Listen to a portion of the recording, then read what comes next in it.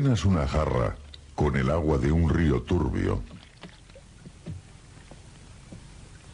verás pequeños granos de arena y lodo depositándose en el fondo de la jarra.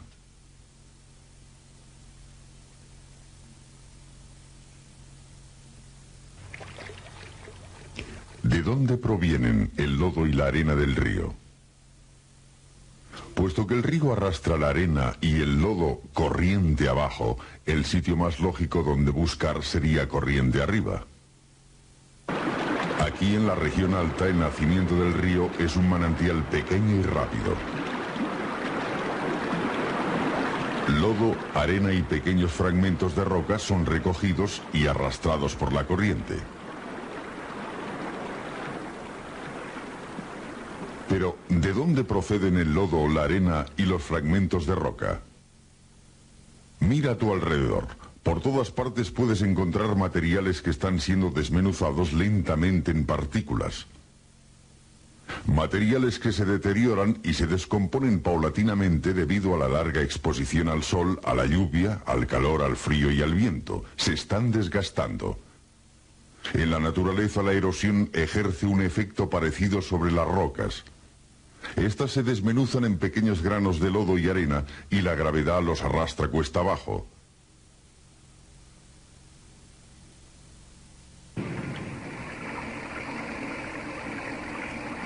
Finalmente, la mayor parte del lodo y la arena van a parar a un río.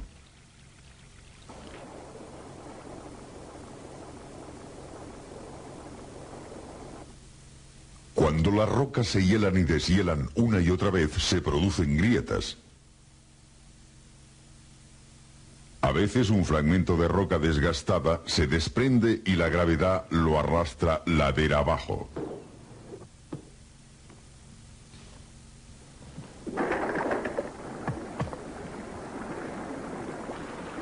Volteadas por la corriente, las rocas se desgastan y se transforman en fragmentos cada vez más pequeños. Todo lo que queda finalmente de una roca erosionada por los elementos es lodo y arena. Estos trocitos de roca descompuesta se llaman sedimentos.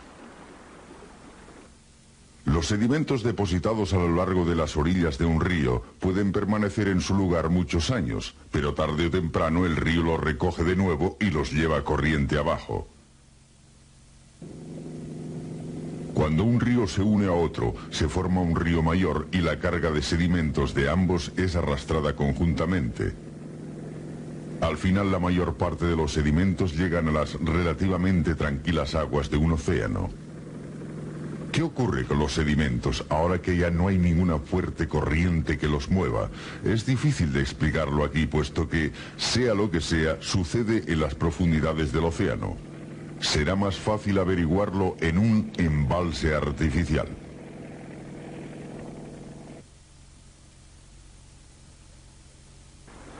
Una corriente de agua ha estado transportando sedimentos al interior de este embalse durante casi 30 años. Si se vacía el embalse, podemos averiguar lo que ha ocurrido con los sedimentos.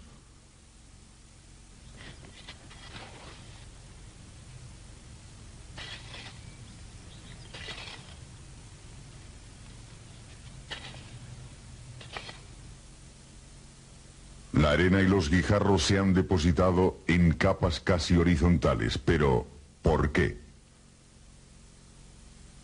Los sedimentos fueron transportados hasta este embalse por este río. ¿Qué les ocurrió cuando alcanzaron las aguas tranquilas? Este es un modelo simplificado de una corriente fluyendo en el interior de un embalse. El agua que baja por el cañón representa el flujo normal de la corriente. Como en la naturaleza, la corriente arrastra una mezcla de sedimentos. Cuando la corriente entra en contacto con el agua embalsada, disminuye su velocidad y los sedimentos se depositan. Al cambiar el curso de la corriente, los sedimentos son depositados en un nuevo lugar. Más tarde, la corriente ha cambiado su curso otra vez y vuelve a suceder lo mismo. La corriente deposita diferentes mezclas de sedimentos en diferentes momentos y lugares, y estos se acumulan unos encima de otros.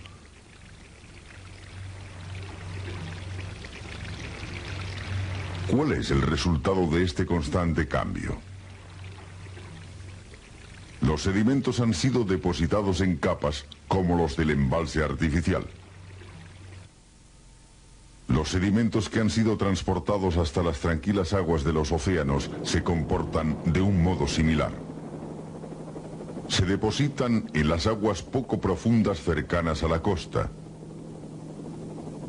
Pero los sedimentos no siempre se quedan en su lugar. Este es un deslizamiento de arena en el océano, frente a la costa de California. La arena que pudo haber empezado su largo viaje cuesta abajo desde las montañas, cientos de kilómetros tierra adentro, está siendo todavía arrastrada cuesta abajo por la gravedad. Y hay todavía otras formas de que los sedimentos avancen hacia las profundidades de los océanos.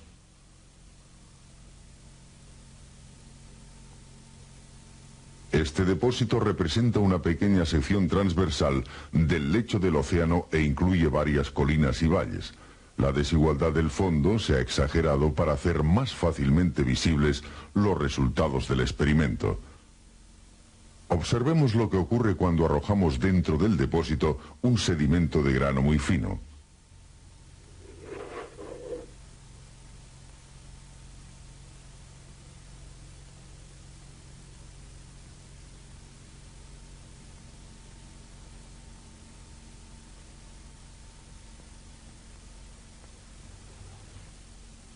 Pasadas algunas horas, el sedimento se ha depositado en el fondo y ha formado una capa. La capa no es del todo horizontal a causa de la desigualdad exagerada del fondo. Otra cantidad de sedimento arrojada dentro del depósito formará una segunda capa encima de la primera. En los océanos esta capa puede tener solamente unos pocos centímetros de espesor y extenderse por muchos kilómetros. Puede permanecer inalterada durante siglos antes de que otra masa de sedimento sea depositada cerca de ella, quizás por algún terremoto, pero entonces el nuevo flujo de sedimentos cubrirá las capas originales y formarán una capa nueva sobre la anterior.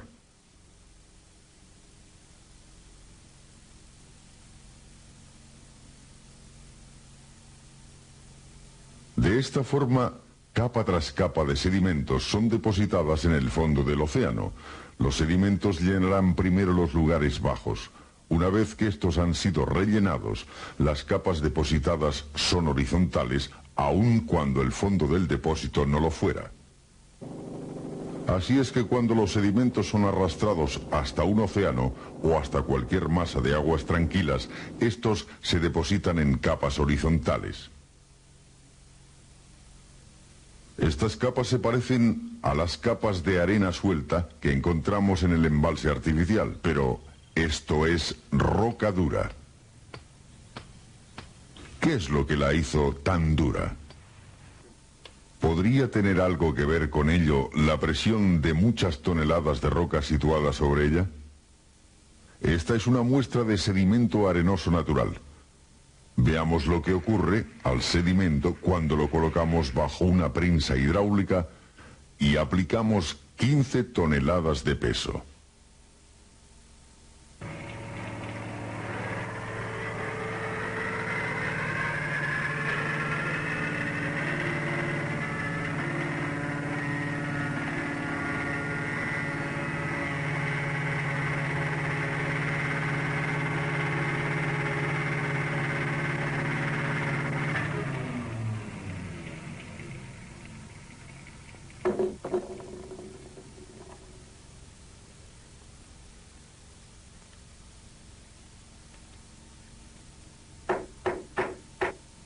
La presión ayuda a convertir los sedimentos en rocas duras, pero el cambio no es completo. Se necesita algo más para convertir los sedimentos en verdaderas rocas.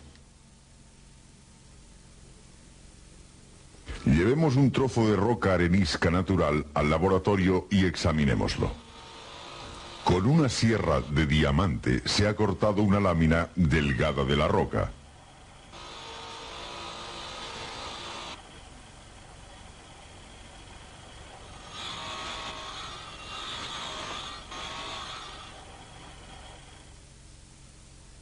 Una cara de la lámina ha sido afinada y pulida. La lámina de roca se fija entonces a una platina de cristal. Un pulido complementario reduce el espesor de la lámina de roca hasta alcanzar solamente 25 milésimas de milímetro. Finalmente se monta una cubierta de cristal sobre la delgada sección.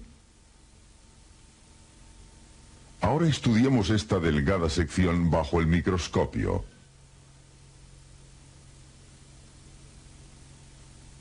La luz polarizada ayuda a revelar las diferentes clases de partículas de que está compuesta la roca. Podemos ver varios tipos diferentes de granos de arena. Pero, ¿qué es el material que está entre los granos de arena y que parece estar manteniéndolos unidos? ¿Y cómo llegó hasta allí? Esta tubería de riego de una finca está alimentada por el agua subterránea procedente de un pozo cercano. Con los años, el agua ha depositado una costra blanca en la superficie de la tubería. Cuando dejamos caer un poco de ácido sobre la costra, se produce una rápida reacción con formación de burbujas. Esta reacción de burbujeo indica la presencia de carbonato de calcio.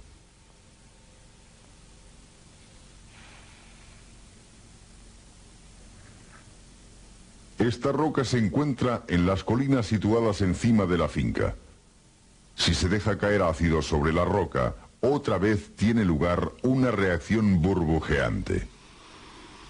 Debe haber carbonato de calcio en la roca. ¿Pudo el agua haber depositado carbonato de calcio en la roca tal como hizo sobre la tubería? Una demostración de laboratorio puede ayudar a responder a esta pregunta. Utilizaremos un poco de arena suelta y la cubriremos con una solución química que representa carbonato de calcio. Observemos lo que ocurre bajo un microscopio. Por medio de la cámara retardada podemos condensar una hora en pocos segundos. Un material cristalino se desarrolla en los espacios entre los granos de arena, uniéndolos entre sí a modo de cemento.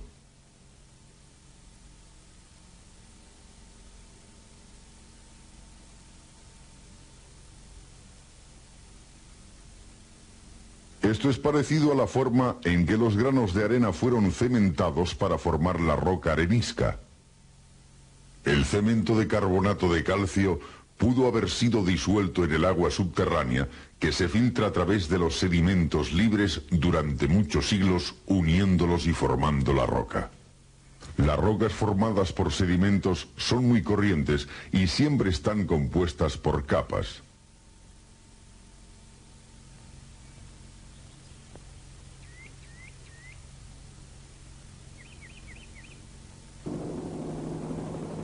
Han sido formadas partiendo de sedimentos libres que han sido prensados y cementados durante largos periodos de tiempo para formar rocas sedimentarias duras. En la superficie terrestre, las rocas sedimentarias representan más de las 2/3 partes de su composición. ¿Fueron todas estas rocas formadas por granos y trozos de roca descompuesta? ¿O fueron algunas de ellas formadas partiendo de otras clases de sedimentos? Estas son conchas de animales que una vez vivieron en el mar. Durante periodos de miles de millones de años, a medida que estos seres morían, sus conchas se acumulaban en el fondo en capas junto con otros desechos del océano. Finalmente, las conchas y los otros materiales llegaron a cementarse y a formar la roca sedimentaria llamada caliza.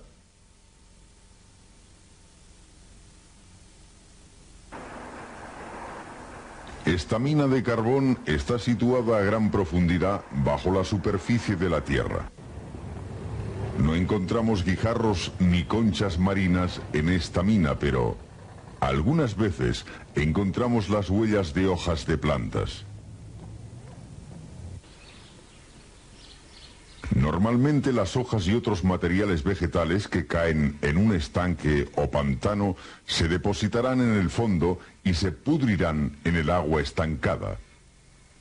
Pero no siempre. Si el lodo y la arena son arrastrados hasta el interior del pantano, se acumularán nuevas capas sedimentarias. Cuando grandes masas de materiales vegetales son atrapados y prensados por toneladas y toneladas de sedimentos, los materiales vegetales pueden convertirse en la roca sedimentaria llamada carbón. Y como otras rocas sedimentarias, el carbón se encuentra siempre en capas. Esta mina de carbón está a más de 300 metros de profundidad. ¿Por qué encontramos la huella de una hoja a tal profundidad subterránea? ¿Por qué encontramos conchas marinas en lo alto de una montaña? ¿Y por qué la roca que fue depositada en capas horizontales bajo el agua se eleva ahora tan alto en la superficie terrestre?